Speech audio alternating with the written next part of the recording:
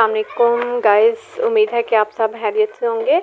अच्छा गाइस, आज की वीडियो में मैं आपको बनाना सिखाऊंगी बेबी शूज़। देखिए, कोई भी कपड़ा वेस्ट नहीं करना चाहिए। ये बेसिकली ये जो आप पीस देख रहे हैं कपड़े का, ये पिंक कलर का वेलवेट का कपड़ा है, ठीक है। एंड ये जो है एक ट्राउज़र के नीचे से कट हुआ हुआ है कपड़ा है। बहुत कम कपड़ा है मेरे पास, बट इससे आप देखिएगा कितने ज़बरदस्त शूज़ बनाती हूँ मैं। इसके लिए आपको कुछ कपड़े के पीसेस चाहिए एंड कुछ गत्ता चाहिए, ठीक है। गत्ते के ऊपर इस तरह से हम करके मार्क कर लेंगे, फिर उसको कटिंग कर लेंगे अच्छे से करके। अभी आप देखें ये किस तरह से होता है। मैं फिर कहूँगी कि कोई भी चीज़ हमें वेस्ट नहीं करनी चाहिए, हर चीज़ काम आ सकती है। बस थोड़ी सी मेहनत की ज़रूरत होती है, थोड़ा सा दिमाग लगाना पड़ता है, बकाया कुछ भी नहीं। अभी आप ये देखिएगा कि बहुत ही ज़बरदस्त शूज़ तैयार हो जाएंगे। तो गाइस, इस तरह से करके आपने इसको कटिंग कर लेना है अच्छे से करके। पहले आपने अच्छे से इसको डॉट सी लगा लेने चाहिए। गत्ता उसके ऊपर आप डॉट लगाएं, मार्क करें, जैसे आपको इजी लगे आप करें। इस तरह से करने के बाद फिर आप उसको सही से करके कटिंग कर लें।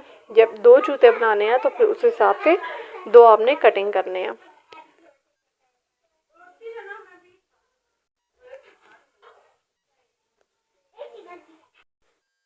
तो गाइज़, अब आपने वो कटिंग कर लिया। अब कटिंग करने के बाद मैं आपको बताती हूँ कि इनका साइज़ कितना होना चाहिए, ठीक है। ये आप देख सकते हैं टेप से मैंने इसका साइज़ लिया। ये 3 इंच या 3.5 इंच इस तरह से आप करके ना, आप अपने हिसाब से जितना आप जूता करना चाहते हैं उतना आप इसका कर लें। 3 इंच करना चाहते हैं, 3.5 इंच या 4 इंच करना चाहते हैं वो कर लें, ठीक है। जो ऊपर वाली चीज़ इसकी हमने शूज़ की बनानी है वो 2 इंच या 3 इंच कुछ करें। अगर आप बड़ा जूता कर रहे हैं तो फिर उससे उससे उससे उस हिसाब से फिर ज़्यादा ही आप करेंगे, ठीक है। अच्छा, उसके बाद आप देखें जो हमारे पास पीस पड़ा हुआ था उसकी कटिंग कर ली। ये आप देख सकते हैं किस तरह का कपड़ा था, कैसा था। मैंने आपको पहले ही बताया कि ये ट्राउज़र के नीचे से कटिंग हुआ हुआ था। तो अभी आप देखें उसको किस तरह से साइड से जो एक्स्ट्रा था उसको कटिंग कर लेंगे। जो मिड में से ये आप देखें कितना सा कपड़ा निकला है, लेकिन आप इससे भी देखें कि 2 इतने ज़बरदस्त शूज़ तैयार होंगे।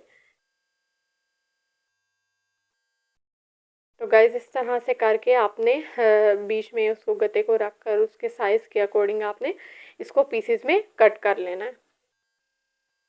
4 पीसेस आप इस तरह से कट कर लेंगे, 2 शूज़ के नीचे वाले हिस्से के लिए और 2 शूज़ के ऊपर वाले हिस्से के लिए। तो गाइज़, आप देख सकते हैं ये चारों मैंने कट किए और इसी तरह से बिल्कुल इक्वल।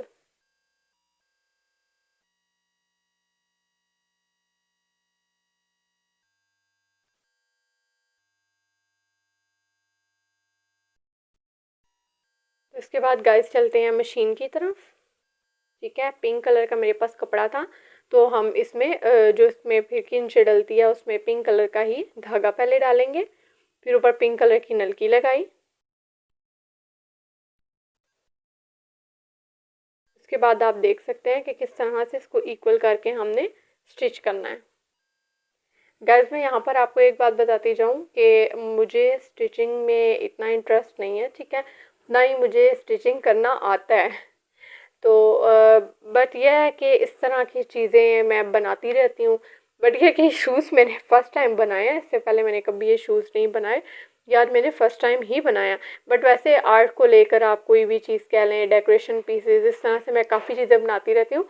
तो आज वैसे ये पीसेस से कट हो रहे थे तो मैंने कहा ये वेस्ट नहीं जाने चाहिए, इसका भी कुछ ना कुछ बन जाना चाहिए। कोई भी चीज़ जैसे मैंने आपको पहले कहा, उसे वेस्ट नहीं करना चाहिए।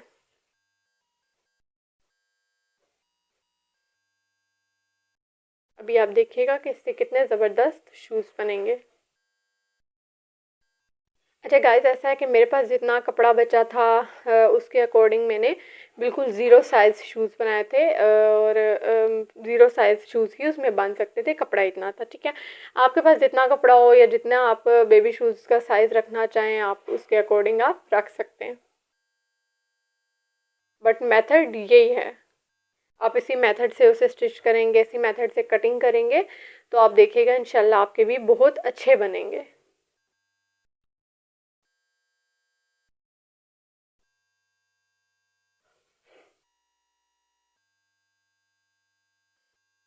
गाइस, मैं तो यही कहती हूँ कि हमें ऐसे काम करने चाहिए घर में।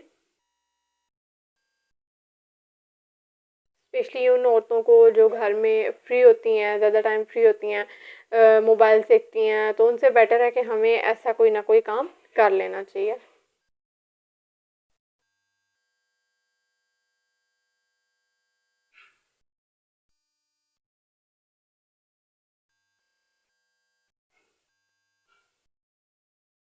देखिए गाइस किस तरह से पहले नीचे वाले में कपड़ा लगाया, ऊपर वाले में लगाया, फिर जो ऊपर वाली ये अभी आप देख रहे हैं जो साइड पर है, ये ऊपर वाली इसकी चीज़ है, ये देख सकते हैं आप गाइस किस तरह से करके ये रेडी हो रहा है।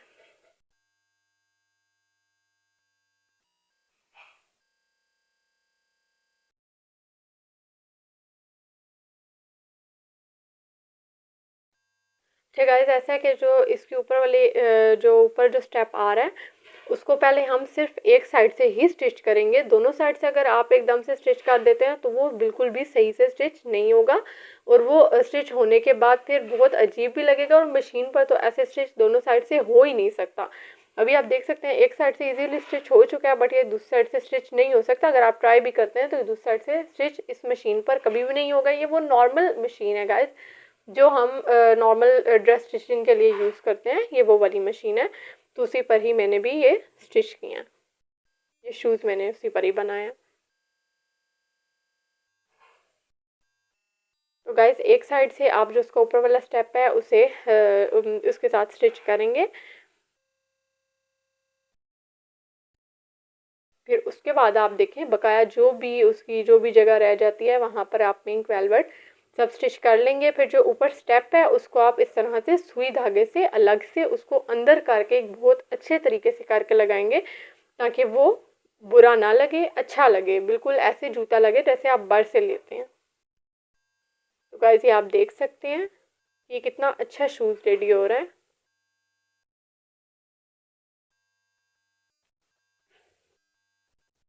अच्छा गाइस, ऐसा कि ये मैंने आपको जैसे बताया कि मैं फ़र्स्ट टाइम बना रही थी, तो मैं ऐसे ही बीच में उठी असर की नमाज़ के लिए ना, तो मैं नमाज़ वगैरह पढ़ के फ्री हुई। मैं फिर कहूँगी गाइस कि हमें अपनी नमाज़ नहीं छोड़नी चाहिए, हम चाहे कोई भी काम कर रहे हों, कोई भी कितना ज़रूरी काम ही क्यों ना हो, तो बीच में अगर नमाज़ का टाइम होता है तो हमें लाजमी नमाज़ पढ़नी चाहिए, नमाज़ के लिए हमें उठना चाहिए, हमें नमाज़ पढ़नी चाहिए।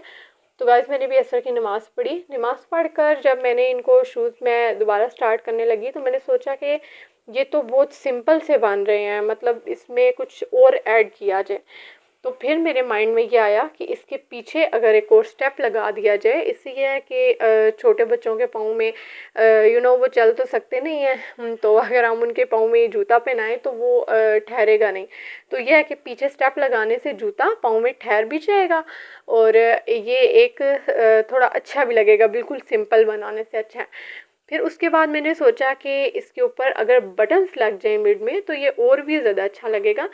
तो गाइस अभी आप देखेंगे कि आगे इसके बाद फिर सुई धागे से इस पे बटन में लगाऊंगी और फिर ये शूज़ रेडी हो जाएंगे।